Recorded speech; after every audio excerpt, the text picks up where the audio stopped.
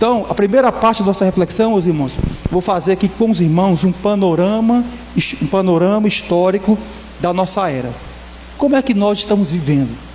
Não são dias fáceis. Vou fazer um panorama dos projetos globais.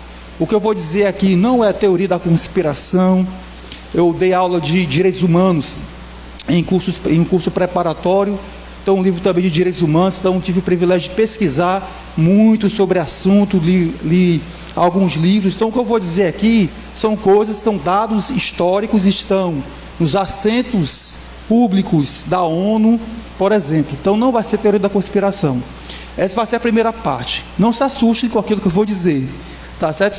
É uma realidade histórica que o povo de Deus tem que saber como o mundo está caminhando e como a igreja deve responder às demandas do globalismo. A segunda parte, vamos procurar ver, à luz de Pedro, como é que Pedro pode nos ajudar a dar uma resposta bíblica cristã à nossa era. Esta será as duas partes. Vamos orar, pedir a Deus que Deus nos ilumine, dê palavras simples, fáceis, para que todos compreendam aquilo que Deus preparou para nós nesta noite.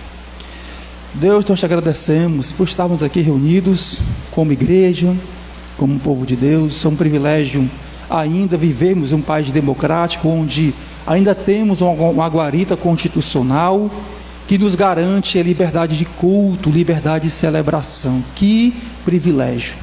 Nós sabemos que a igreja, ela nunca entendeu bem essas prerrogativas de ter liberdade e muitas vezes foi inerte com o contexto histórico com o qual nós vivemos hoje. Mas nós te agradecemos, Senhor, por ainda podemos falarmos livremente, estarmos aqui reunidos sem qualquer tipo de preocupação com relação a intervenções externas. Obrigado, Senhor. Nos mantenha ainda em um país democrático. Tenha misericórdia de nosso povo. Que o Senhor possa abençoar esta igreja local, as igrejas batistas regulares do Brasil, as igrejas bíblicas e as igrejas que, de maneira séria, promovem o teu evangelho e procura viver o teu evangelho. Abençoa o Brasil ao longo dessa próxima geração, nas eleições que teremos. Só possa ter misericórdia do nosso povo. Esta é a oração, Deus, que te fazemos em nome de Jesus. Amém. Então vamos lá. Eu vou fazer aqui, então, como eu falei, um panorama acerca daquilo que nós estamos vivendo nos nossos dias. Meus queridos, existe um movimento global, e este movimento global tem um termo. Os termos do globalismo, eles podem mudar, mas a essência é a mesma. E este termo jurídico e filosófico do globalismo se chama de reengenharia social. Este é um termo, se você for pesquisar na internet, no Google, nos sites oficiais da ONU, é um termo que vocês vão encontrar. Qual é a perspectiva dessa reengenharia social? É uma proposta global, promovida pelos sistemas poderosos, como a ONU, cuja busca é formar uma nova humanidade. Essa reengenharia é a formação de uma nova humanidade. E esta nova humanidade é uma humanidade sem Deus.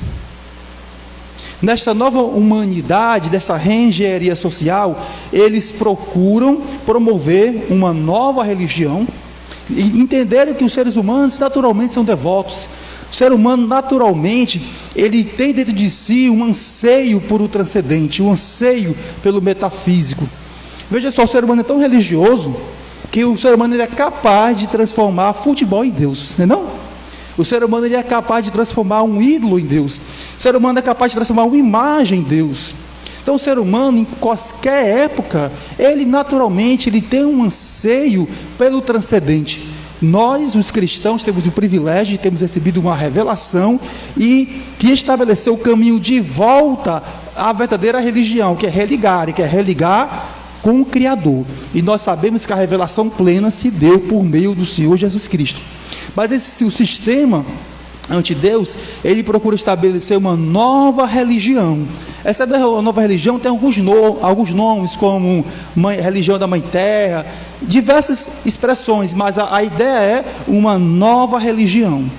E nessa nova religião, eles procuram defender a ideia de que é necessário, dado que vemos um mundo instável, um mundo de instabilidade política, um mundo de instabilidade econômica, um mundo com pandemias.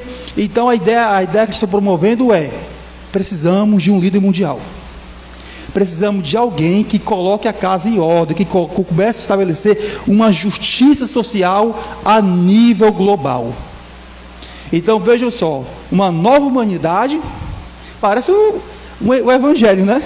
Mas é algo antagônico ao Evangelho, é algo antagônico ao cristianismo. Eles querem uma nova humanidade, a expressão é reengenharia social. Eles querem um novo líder mundial, um líder que governe através dessa religião. Querem, portanto, uma sociedade onde as páginas da influência cristã no mundo sejam apagadas. E hoje tem diversas estratégias por meio das quais eles procuram estabelecer esta nova realidade social, nessa nova cosmovisão política e religiosa.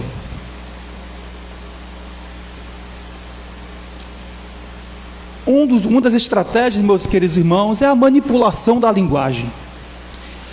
A tese desses grupos, em especial a galera progressista da esquerda em todo o mundo, acredita que é possível criar uma nova realidade por meio da linguagem. É a manipulação da linguagem. Nós temos, por exemplo, essa perspectiva da ideologia de gênero, né? É a ideia de que é possível, através da linguagem, transformar a realidade. Como se fosse possível dizer que alguém que nasce com sexo masculino, eu acredito, por meio da linguagem, que eu posso mudar. Então eu me sinto de outro gênero. E aí eles começam a ressignificar uma expressão muito comum, dar novos significados a tudo, inclusive por meio da sacralização, por meio da profanação do sagrado. Nós temos, por exemplo, a profanação do símbolo da aliança de Deus com o povo, o arco-íris. Eu acredito que vocês, quando a gente, eu acredito que nós não temos coragem de andar com a blusa do arco-íris, temos? Porque se apropriaram de um símbolo sagrado e profanaram. Nós sabemos que aquele símbolo é o símbolo de Deus, é o símbolo da aliança do Senhor com a humanidade, que Deus não vai deflagrar a sua ira por meio de um dilúvio, não é isso? E com isso que foi que Deus fez? Um sinal no céu. Que sinal é esse? Mas se apropriaram desse símbolo, deram um novo significado, uma manipulação da linguagem para dar um novo sentido histórico. E é por isso que, para poder estabelecer essa reengenharia social, é preciso tomar conta dos meios de promoção da cultura. Então as escolas, as universidades, qualquer os meios de formação, no geral, onde está Deus? Onde está Deus? Nós vivemos, meus queridos, uma sociedade onde as pessoas vivem como se Deus não existisse. Onde está Deus na justiça? Onde está Deus no direito? Onde está Deus nas famílias? Então, como no geral vivemos uma sociedade extremamente materialista, e realmente as demandas sociais são demandas difíceis, então os pais muitas vezes não têm tempo para se engajar na criação e na formação da nova geração. No geral, os pais acham, prestam, isso é muito importante, isso é equivocado. Os pais acham que fazendo apenas um culto dentro da sua casa, em um pequeno momento, deixando o restante do tempo do filho sem a formação, é o suficiente. Não é o suficiente. Cultos domésticos faz parte do processo da formação da nova geração, para que uma das respostas bíblicas diante desse momento dificílimo que o mundo está vivendo, em especial o cristianismo, nós temos uma jurisprudência. A jurisprudência é uma afirmação reiterada do Supremo Tribunal Federal, né? Uma jurisprudência do tribunal que se diz guardião da Constituição, que equiparou à homofobia, ao racismo. Sabemos que o racismo é um crime sujeito à reclusão, ou seja, vai iniciar a pena em uma penitenciária. E aqui parou a homofobia ao crime de racismo. Ele estabeleceu lá um termo que é perigoso: discurso de ódio, né? O que é discurso de ódio? O que é discurso de ódio? Então, meus queridos irmãos, se nós não nos prepararmos bem diante da instabilidade política, jurídica, social que nós estamos vivendo, e não prepararmos a próxima geração, o que será do nosso povo? O que será de você? O que será de mim? Nós vivemos muito tempo. Eu sou do movimento batista regular, movimento bíblico, e eu conheço diversas expressões de fé. Nós aceitamos a compartimentação da nossa fé. É a ideia de que a nossa fé é vivida apenas no âmbito da comunidade, da igreja. Isso é verdade. As celebrações que nós fazemos todos os domingos é um ajuntamento solene, sagradíssimo, dos momentos áureos, máximos da fé cristã. É um grande privilégio o ajuntamento do povo de Deus. Amém? Não é gostoso? Eu acho que eu me preparo demais. O domingo é um dos dias mais felizes da minha vida. É sério, é muito legal. Porém, ao longo da semana, a minha fé é para ser expressa no espaço público. Infelizmente, muita gente tem abrido mão de expressar a sua fé nos âmbitos acadêmicos, nos âmbitos sociais, quer para não perder status, quer para não perder o emprego, quer para não perder promoções, quer para não perder oportunidades na universidade. Se o camarada for muito fiel, tiver uma visão bíblica muito forte, não vai ganhar bolsa de estudo. E assim estamos vivendo um cristianismo que não impacta a sociedade. Nós aceitamos nos acovardar acerca da nossa fé, sendo que o testemunho bíblico se dá exatamente no âmbito dos gentios. Somos luz e sal para promovermos o Evangelho diante de uma sociedade que resolveu de verdade não mais querer se relacionar com Deus. As coisas mais bizarras possíveis, meus irmãos, estão acontecendo, e os cristãos têm ficado silentes, calados. Eu não sou preconceituoso, cada um tem a sua liberdade. Porém, a minha cosmovisão bíblica, se a pessoa se deixar eu falar, eu vou dizer acerca e denunciar o pecado de quem quer que seja. Por exemplo, estava num condomínio de uma pessoa da minha família. Um jovem foi namorar com outro jovem, e a família estava lá de pós. É sério. E público, para todo mundo ver que é um condomínio aberto, e está acontecendo em todo o Brasil e em todo o mundo, porque temos aceitado que o globalismo perverteu a verdade e as coisas mais simples do mundo. É praticamente hoje um absurdo você falar que homem nasce homem. Já pensou? Você não poder falar que seu filho é cabra macho?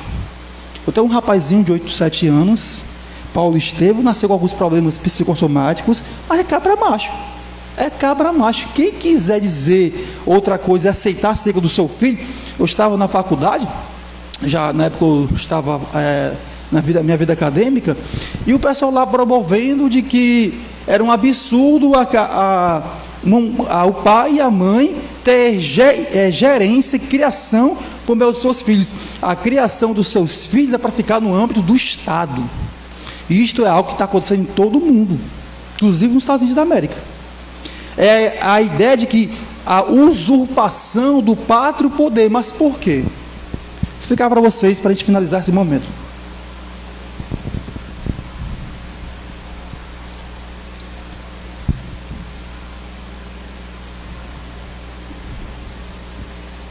Então, um filósofo chamado de Bauman, judeu, filho de judeu, os pais dele, inclusive, fizeram parte do sionismo, né, que é o retorno dos judeus a Israel após a Segunda Guerra Mundial. Mas esse Bauman é um comunista, um intérprete de Karl Marx, fez uma interpretação do Manifesto Comunista. E o Bauman, começou a refletir por que foi que o socialismo não conseguiu traçar o seu curso na história. Aí ele fala o seguinte: rapaz, o problema foi a tradição, porque a tradição ela resistiu o avanço progressivo da história, porque a ideia socialista, comunista da história, que o motor da história, a história está acontecendo, e um dia vai se chegar lá, no comunismo. Mas o que foi que aconteceu para que houvesse um obstáculo? Foi a tradição judaica cristã.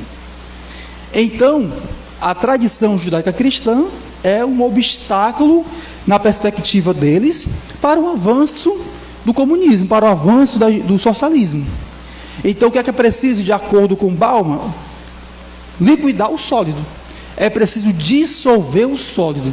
É por isso que há, cotidianamente, por meio do globalismo, o ataque àquilo que é básico na sociedade: família, Deus, pátria, o poder, porque é dessa forma que se passa o bastão da fé. Um pai cristão que nasce no pacto vai querer que seu filho faça parte do pacto. Amém? Não é assim que a gente faz? Porém, estão conseguindo expatriar esse poder, e o pai aceitou a ideia equivocada, uma ideia demoníaca, de que o papel da escola é formar seu filho. Não, o papel de formar o caráter do seu filho é do papai e da mamãe. Como é que se faz isso? Por meio de um relacionamento com o filho, por meio de uma educação intencional com o filho, por meio do pai vigiar aquilo que o filho está aprendendo na escola, aquilo que o filho está, os relacionamentos do seu filho, e começar a trabalhar para formar o seu filho para a glória de Deus. Então vamos lá, qual é a perspectiva, como Pedro pode nos ajudar diante de um contexto como o nosso? 1 Pedro capítulo 1, versículo 20, Pedro diz assim: ele, Jesus, foi conhecido antes da fundação do mundo, mas foi manifesto nesses últimos tempos em favor de vocês. Quem é vocês? É a igreja, é a comunidade da eternidade, é aquilo que Pedro vai chamar de forasteiros. Na perspectiva, meus queridos irmãos, do Novo Testamento, Cristo, ele inaugurou o tempo do fim.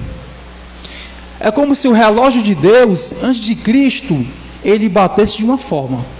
Após a manifestação do Cristo, imagina aí o Eterno, o Criador de todas as coisas, aquele que disse: haja luz e houve luz, aquele que governa o universo, aquele que estabeleceu os princípios universais, sejam físicos, sejam morais, se fez carne, se fez gente, para iniciar um processo de restauração de parte da humanidade. Então, na perspectiva de Deus, agora começou o tempo do fim.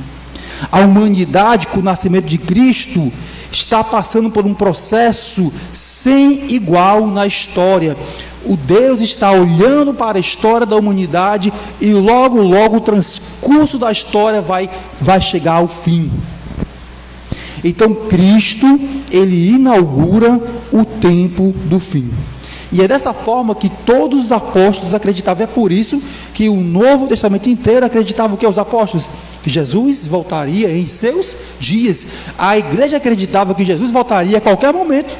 É dessa forma que todo o Novo Testamento retrata acerca do Cristo, porque o Messias veio. O que é que falta? Praticamente nada. Falta só o rei retornar. Mas antes do rei retornar, Deus derramou o seu Espírito na igreja, para que a mensagem do Evangelho, a mensagem da restauração, cheguem a todos os povos. Então diz assim, 1 Pedro 1, Pedro, apóstolo de Jesus Cristo, aos eleitos que são forasteiros, aos eleitos que são expatriados, aos peregrinos. A imagem de Pedro acerca da comunidade dos discípulos é a comunidade da eternidade, é o povo escatológico, é a comunidade do tempo do fim. Ao Pedro 1,3, ele começa com uma bendição: benedicere, bendito seja o Deus e Pai de nosso Senhor Jesus Cristo. Meus queridos, quando Pedro chama a comunidade, chama os forasteiros, os peregrinos para bendizer o nome de Deus, às vezes, se a gente não entender um pouco do contexto histórico, a gente não vê a dimensão dessa expressão. Aquela comunidade, aqueles peregrinos, estavam vivendo um momento muito difícil. Era um momento tão difícil que o Pedro vai chamar de um fogo ardente passando pela comunidade. Por quê? Os escravos que se converteram ao cristianismo estavam sendo maltratados pelos seus senhores. Alguns irmãos estavam sendo levados para os tribunais, sendo acusados falsamente. Uma pressão social, que a perseguição de 1 Pedro é uma perseguição do Império Romano ainda, mas uma perseguição social. Calúnias, difamações e injúrias estavam sendo feitas àquela comunidade. É como se a vizinhança dessa igreja, espera Deus que isso nunca aconteça, denunciasse vocês. E começa a inventar mentira de vocês. Aquela igreja tem pedófilo, aquela igreja tem ladrão, aquela igreja tem roubador, aquela igreja tem traidores do Estado, aquela igreja tem revolucionários que querem fazer um movimento nacional para tomar o poder, e enfim, começasse a caluniar, e a polícia batendo aqui, fazendo pressão. Meus queridos irmãos, olha, a perseguição não é fácil. Quem vive sob o jugo da perseguição, o jugo da opressão, a opressão social e a opressão do Estado, para o quê? O objetivo de Satanás, de acordo com 1 Pedro capítulo 5, era impedir o avanço da igreja, impedir o avanço do derramamento do Espírito.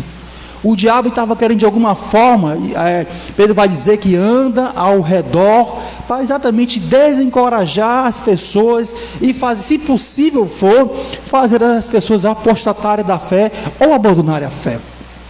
Então Pedro começa a dizer: irmãos, bendigo a Deus, mesmo diante da perseguição. Fale bem do Senhor. Mas ele vai dar as razões porque os cristãos, mesmo vivendo sob o jugo da opressão, deveriam louvar e falar bem de Deus. Segundo a sua grande misericórdia, continua Pedro, ele nos regenerou para uma viva esperança. Ele nos deu um novo coração para que nós vivemos uma viva esperança. Nos deu uma nova humanidade. Por meio de quê? Mediante a ressurreição de Jesus Cristo dentre os mortos. Nos regenerou. A ideia da regeneração, primeiramente o fundamento da regeneração é a ressurreição de Cristo. Vocês têm noção que como a ressurreição de Cristo e a sua aparição histórica mudou a fé dos seus discípulos, dos apóstolos? É uma mudança bruta, total, em saber que a morte não será a última palavra. Eu imagino o Pedrão, imagina aqui o Pedro mandando uma carta para gentios, que aqui é uma igreja gentílica. Nós sabemos que os judeus tinham muita dificuldade de incluir essa mensagem, o pacto da nova aliança, o pacto do cristianismo para os gentios. Pedro passou por um processo de transformação, que a gente vê isso lá no livro de Atos, né? Pedro chega lá no Cornélio. Aqui Pedro estava irmanado com os gentios e entendeu que a fé que Deus estava prometendo era uma fé para alcançar todos os povos. Lá em Gênesis capítulo 12, né? Abraão, por meio de Abraão, quem seria abençoado? Todas as famílias da terra. Sempre foi o plano de Deus, estabelecer um plano de restauração para a humanidade, para as famílias.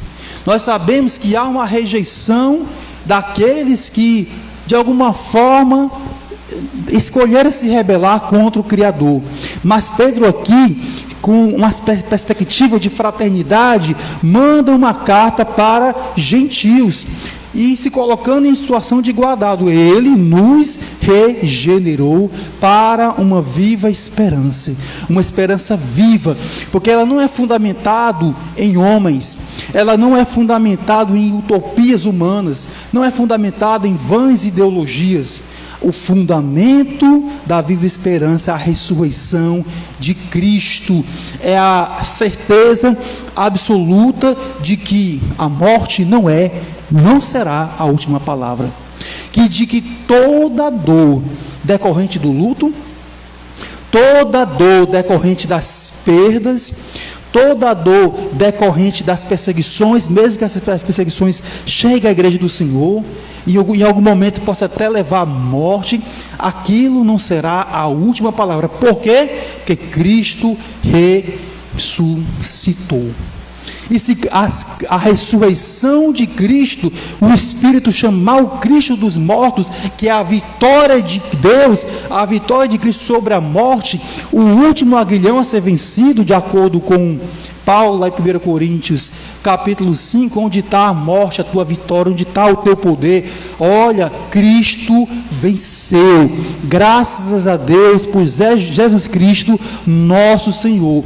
Então, os cristãos entendiam isso, de que, embora houvesse a possibilidade da morte, a dor decorrente da morte seria desfeita pela ressurreição. Qual era a garantia disso? A ressurreição de Jesus. Vocês começam a entender por que é que Paulo colocou a cabeça na guilhotina, não é não? Paulo, imagine aí vocês entrasse aqui, Deus me livre, uma polícia comunista, e quem aqui não negasse a Cristo ia ser morto. Será que nós teremos a coragem? Essa convicção, irmãos, nós precisamos voltar a ter essa convicção. Jesus ressuscitou, está à direita de Deus Pai, o Todo-Poderoso, de onde virá julgar os vivos e os mortos, e aqueles que são de Cristo ganharão vida eterna. Essa é a perspectiva dos cristãos, essa é a perspectiva dos peregrinos, essa é a perspectiva dos forasteiros. É por isso que Jesus vai dizer: não acumulem para vocês tesouros na terra. A ideia de Cristo não é que nós não devemos trabalhar, não, é a ideia de que nós não devemos viver uma vida como se a vida terminasse aqui, como se a minha história ficasse por aqui. Não, a minha pátria, como vai dizer Paulo lá em Filipenses, está nos céus, de onde eu aguardo o meu Salvador. É por isso que os cristãos, quando foram levados para as prisões romanas e eram expostas à morte, como a morte através dos leões, soltavam os leões por meio de um espetáculo público em um grande ginásio, e os cristãos morriam cantando. Já pensou? Os cristãos louvando. Imagine, olha a cena, as pessoas lá se congratulando porque os cristãos estavam morrendo, e os cristãos não correram. É bem verdade que lá em Atos, quando há a perseguição, os cristãos eles fogem, não é verdade? Está escrito em Atos, alguns ficam para manter a igreja local, mas uma parte foge para outros locais, não por covardia, mas é uma sabedoria de Deus, para que o reino avançasse, o reino avance, Porém, quando o cristão ele é pego, ele se acovarda? Sim ou não? Ele se acovarda? Não. O cristão autêntico, que tem uma fé ligada ao eterno, vai para a morte, é difícil, a gente sabe disso.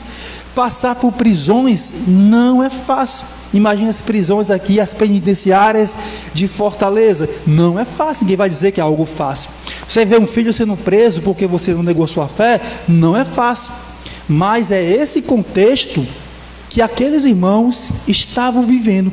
E ainda assim Pedro fala: bendiga a Deus, porque Ele nos regenerou. E o fundamento da regeneração é a ressurreição de Jesus Cristo. Mas Pedro continua, versículo 4: nos regenerou para uma herança que não pode ser destruída, para uma herança que não fica manchada pelo dolo, pela corrupção, pelas injustiças, pelas perseguições, e uma herança que não murcha, ou seja, talvez a tradução de vocês aí seja imacessível, né? Imacessível, não murcha, é uma herança cuja beleza jamais terá fim. No Dia das Crianças, eu fui com meu filho lá para o Zoológico Municipal, não sei se quantos aqui conhecem, Zoológico Municipal, e a gente passa lá pelo horto, lá do zoológico, um local belíssimo, né? Umas plantações belíssimas, e eu comecei a conversar com meu filho: Estevão, já pensou na cidade de Deus? A gente vê essa beleza toda em um contexto de um mundo caído. Em um contexto de um mundo caído ainda é possível ver beleza. Imagine a nova criação do Senhor, o mundo para o qual Deus preparou os seus peregrinos. Imagine a alegria ao nós vermos a nova criação do Senhor. Este é um mundo para o qual Deus chama os seus peregrinos, para uma herança que não murcha, para uma herança que não pode ser corrompida, para uma herança que não vai ter juiz corrupto lá, não terá político corrupto lá, só terá homens e mulheres regenerados para a glória de Deus. Aí Pedro continua: e que está reservada nos céus para vocês. Aí ele vai dizer que esta é uma razão de exultação, versículo 6. Nisso vocês exultam, embora no presente, por breve tempo, se necessário, sejam contristados por quantas provações? Por quantas? Como é que está escrito aí? Ainda que as provações, as várias, não é uma, não é duas, não é três, não é quatro, não é cinco, várias, mas as provações, Pedro vai dar uma razão teológica para as provações. As provações, meus queridos irmãos, por incrível que pareça, elas nos ajudam, na nossa peregrinação. De que forma? Para que, versículo 7, uma vez confirmado o valor da fé que vocês têm, é uma fé autêntica, as provações vão autentificar a sua fé. Essa fé é muito mais preciosa do que o ouro perecível, mesmo apurado pelo fogo. Exulte louvor, glória e honra na revelação de Jesus Cristo. Para que servem as provações? Para confirmar a dignidade e o valor da fé dos cristãos. As provações retiram os ídolos que teimosamente se apregam nos nossos corações. As provações é o meio de Deus para que de glória em glória nós seremos transformados e sejamos parecidos à semelhança do seu Filho. As provações têm um poder de tirar todos os vícios que nos fazem ficar diferente de Cristo. As provações, quando o cristão passa pelo fogo da provação, pelo vale da prova, no final do processo, daquela dor, daquele sofrimento, daquele momento de penúria, você vai mostrar duas coisas: que a sua fé é autêntica, não para Deus, mas para você. Segundo, aquele ser humano que você era, que aquele peregrino, às vezes um peregrino quer andar com muitas malas, né? Que o peregrino acha sabe que vai para outra cidade, mas quer ficar.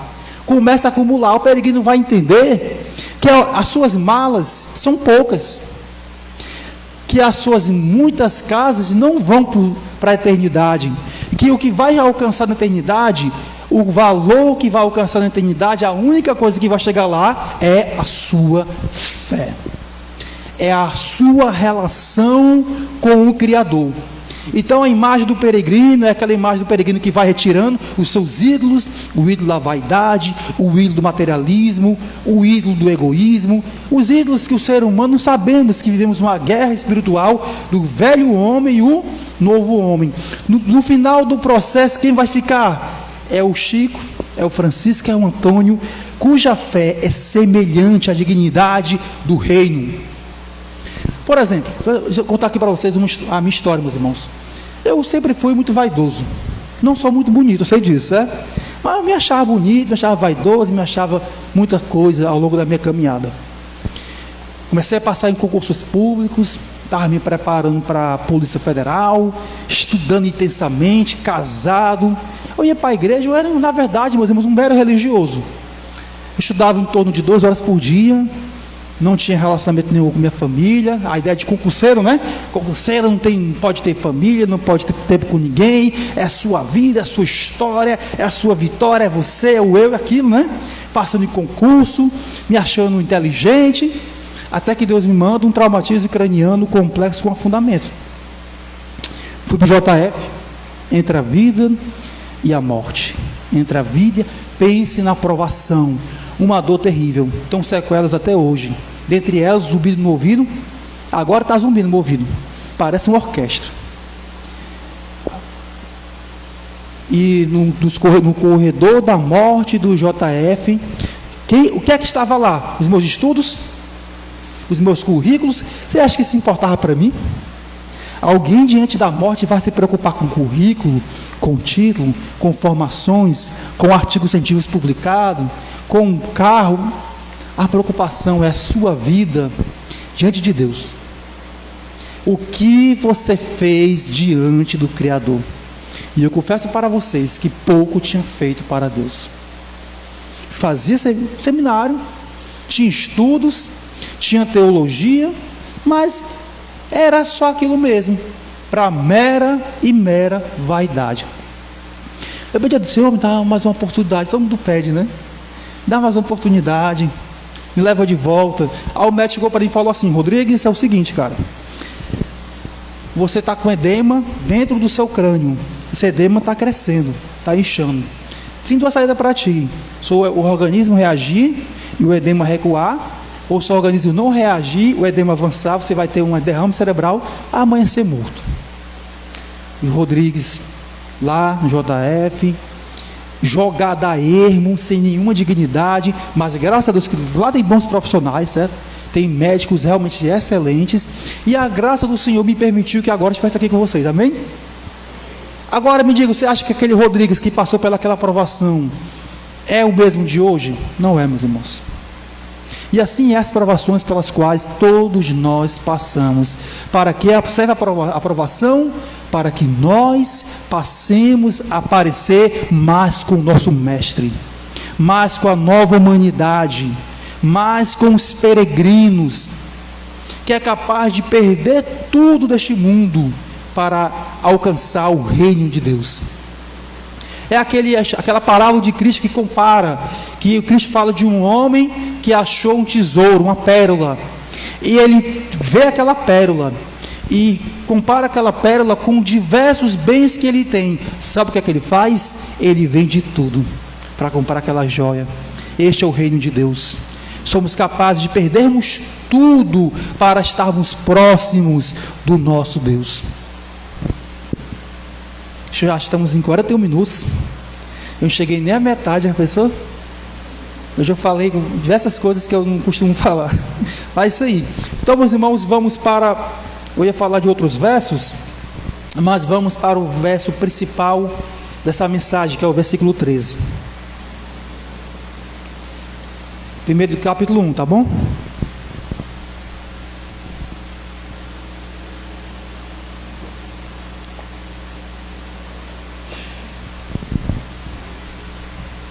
Por isso, talvez na versão de vocês esteja assim, né? Cingindo o vosso entendimento. É assim? Preparando o seu entendimento. Sejam sóbrios e esperem inteiramente na graça que vos está sendo trazida na revelação de Jesus Cristo. 1 Pedro, capítulo versículo 13, no meu entender, é o principal versículo de 1 Pedro. Tudo aqui está centralizado. Por isso, meus queridos, você é um novo ser humano, você é um regenerado, você está sendo preparado para um novo mundo, para os novos céus e a nova terra. Olhe para o alto, a graça está preparada. A graça aqui são todas as promessas de Deus. A imagem que Pedro pinta é o peregrino caminhando para o novo céu e a nova terra, para gozar das promessas do seu Criador, do seu Salvador. E a outra imagem é o Cristo, o Rei, trazendo esta graça, esse presente. É o encontro do peregrino com seu Criador, com seu Salvador. Por isso, preparem a mente de vocês, estejam inteiramente pensando nisso. A sua vida, tudo deve estar disposta para essa graça que está sendo trazida. Sede sóbrios. O que é sobriedade? É um discernimento tal qual que você sabe a realidade histórica que você vive, sabe a sua relação com o seu Criador, tem discernimento acerca da sua relação com Deus e sabe que Jesus Cristo reina em cada pedaço de nossas vidas. Jesus Cristo reina, meus queridos irmãos, até no café da manhã que você come. Louvado seja Deus pelo pão de cada dia que Deus nos deu hoje. Você imagine aí o processo por meio do qual Deus permitiu para que esse simples café chegasse na sua mesa. Diversas coisas tiveram que acontecer. A organização benevolente de Deus que fez o café chegar na nossa mesa. Imagine sim um café. Jesus reina e nosso café, imagine o nosso cotidiano. Jesus é para a expressão do reino, a expressão da graça, é para fazer parte de tão forma tão intensa da minha vida que tudo aquilo que eu faço é dedicado ao Rei e ao reino, porque é o reino do qual farei parte. Deixa eu falar uma coisa aqui para vocês, meus irmãos. É provável que muitas pessoas, o mais próximo que elas ficarão do céu, do novo céu e nova terra, a mais próxima que elas ficarão será você. Talvez a única expressão da nova humanidade, das promessas de Deus, que muita gente vai ficar, sejam dos cristãos verdadeiros. Muitos não participarão, muitos, infelizmente. Mas quem sabe nós sejamos esses agentes de Deus para expressar de como será lá hoje. A ideia de Pedro é: ok, você está caminhando para lá, mas você já é da nova cidade. Você já faz parte da nova humanidade. E essa nova humanidade, o Pedro sabe, será vivido plenamente no futuro. Mas parte dela já é para ser vivida hoje. É tanto que os valores da fé do cristão têm os atributos, a dignidade, semelhantes aos atributos do reino. Então, o reino futuro, em muitos aspectos, já é para ser percebido pelas pessoas, pela igreja hoje.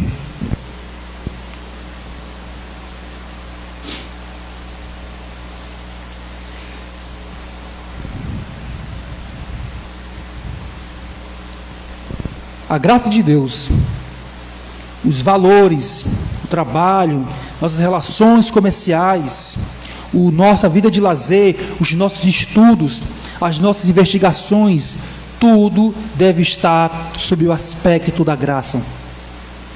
Você entende por que o povo escatológico tanto impactou a história ocidental? Você tem noção de como a igreja impactou o mundo ao longo de diversas eras da história humana? Meus queridos irmãos, nós sabemos, Jesus voltará. O reino da cidade construída pelos homens, este mundo erguido pelos homens, terá um fim. Mas o novo reino é para sempre, é para toda a eternidade. Mas nós sabemos, muitos querem viver na cidade dos homens. A grande maioria das pessoas prefere viver na cidade que os homens estão erguendo para ser antagônico ao reino de Deus. Aquilo que eu falei no começo, a reengenharia social, promovido por um sistema global, quer construir uma cidade antagônica à cidade de Deus. Mas de acordo com as Escrituras, a cidade dos homens, esta humanidade fake que estão tentando criar, será destruída. E é por isso que o povo escatológico, o povo da nova humanidade, a humanidade recriada pelo poder regenerador do Espírito, é o povo que vai alcançar o reino vindouro. Então, o desafio, meus queridos irmãos, para nós, nesta noite, para a igreja do Senhor, é como viver esta nova humanidade de maneira integral, total, intensa, hoje, no Brasil. Imagine a Europa. O cristianismo foi praticamente expulso da civilização europeia. E para algumas regiões, eu tenho uma colega que mora na Itália, igrejas históricas, medievais, hoje são boates, hoje são bares. Um local que na imagem medieval servia para louvar e se aproximar do Criador, hoje é uma imagem esquecida e profanada. Isso é triste. Um movimento semelhante já está acontecendo na América do Norte. Os homens resolveram erguer uma cidade onde Deus foi excluído. Você consegue pensar, por exemplo, uma coisa simples, você dizer para o seu filho, lendo lá sobre a criação, sobre a ciência, sobre biologia, dizer: meu filho, veja essa organização aqui, dessa pequena célula, veja como Deus é extraordinário, veja como Deus é esplêndido. Uma mínima célula tem uma organização tal, olhando para o universo. Olha o nosso Criador, como nós podemos entender o nosso Criador por meio da criação, por meio da revelação geral, da graça comum. Você consegue falar isso para o seu filho, estudando história, estudando geografia, estudando biologia? Meu filho chega na escola: olha, Deus é maravilhoso. Que negócio de Deus, rapaz? Isso aqui é a evolução. Esse negócio que teu pai te falou é antiquado. Isso é coisa medieval, demodê. Ela falava isso para mim, ok? Eu já participei com um professor que eu já fui, ainda não sou mais, de que essa é a ideia de que a gente deveria destronar essa ideia medieval, demodê, de uma cultura judaica cristã, porque o mundo é outro. Esta é a realidade, os desafios que estão tentando fazer no nosso Brasil. Esta humanidade fake do mundo erguido sem Deus. Qual o papel dos cristãos? Nosso papel, a nossa missão é mostrarmos a verdadeira humanidade. E esta verdadeira humanidade só é possível por meio da operação do Espírito. A Igreja do Brasil, pela primeira vez, talvez, vai ter esse papel histórico. É uma expressão que eu não gosto muito, mas porque eu não encontrei outra. Nós somos a resistência. Certo? Nós somos a parede para que este mundo não seja destruído, não entre em nenhum caos total. Nós somos discípulos de Cristo, servos do Rei, servos do Reino. E em tudo, meus queridos irmãos, quer impactar a sua vizinhança, seu local de trabalho, onde quer que você esteja, mostre que você é servo do Rei e servo do Reino, em tudo que você fizer. Amém? Vamos orar. Deus, nós te agradecemos por estarmos reunidos como igreja Batista Regular, uma igreja que já tem história em nossa cidade, tem diversas denominações, expressões em diversos bairros de Fortaleza e do Brasil. Temos diversas igrejas reunidas. Senhor, que a tua igreja possa acordar, que nós possamos viver o reino de fato e de verdade em qualquer contexto que nós estejamos vivendo. Nos encoraja, Deus, a enfrentarmos o que está por vir, mas pedimos a tua benevolência para que nós ainda continuemos a viver em um país democrático. Mas a tua igreja está entregue em tuas mãos. O Senhor tem poder para fazer e governa a história dos homens. O Senhor é o supremo Rei do universo e nada escapa da tua soberania. Abençoe, Deus, a igreja local. Faça dela um instrumento em tuas mãos, para que eles, irmãos, sejam agentes do Senhor nesta comunidade local. abençoe cada um, e abençoe os meses que virão para acabar o ano. Tem misericórdia das nossas eleições que nós teremos aqui no Brasil, mas nós confiamos e depositamos toda a nossa esperança no nosso Deus. Esta é a oração que nós te fazemos em nome de Jesus. Amém.